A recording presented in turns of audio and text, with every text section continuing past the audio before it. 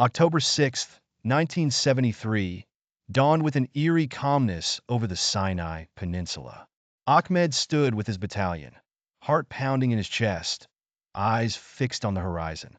The day was Yom Kippur, the holiest day in Judaism, a strategic moment chosen by the Egyptian forces to launch Operation Badr. This assault intended to cross the Suez Canal and reclaim the territory lost to Israel in the Six-Day War of 1967. Ahmed, a 19-year-old fresh recruit, felt a mix of anticipation and anxiety. His training had been swift, intense, and unrelenting. Now, in the moments before battle, he felt the weight of expectations from his family, his nation, and himself. He clutched his rifle tightly. The shrill whine of artillery fire cut through the silence, and the ground shook as explosions erupted. The war had begun. The initial hours were a blur of noise, smoke, and chaos. Ahmed's units surged forward, driven by the fervent speeches of their commanders promising victory. Ahmed's upbringing in Cairo had instilled a deep love for his country, but nothing had prepared him for the stark terror of combat. As the hours turned into days, he witnessed both valor and tragedy. Comrades fell around him, and each loss felt like a stab to the heart.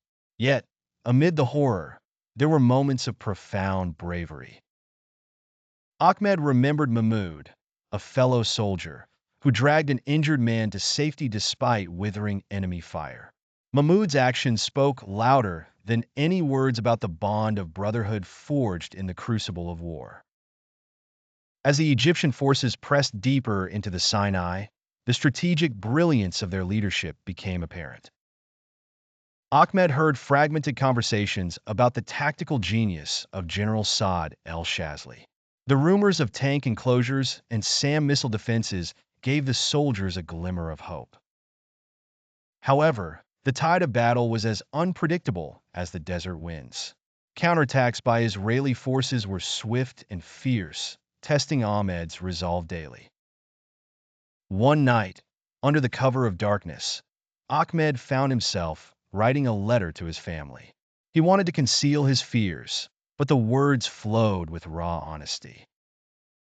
He wrote about the haunting faces of fallen friends, the relentless noise of gunfire, and the hope that he might see his mother smile again.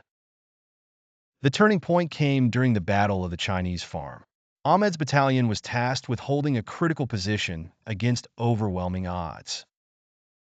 The fighting was brutal, and every inch of ground was paid for in blood.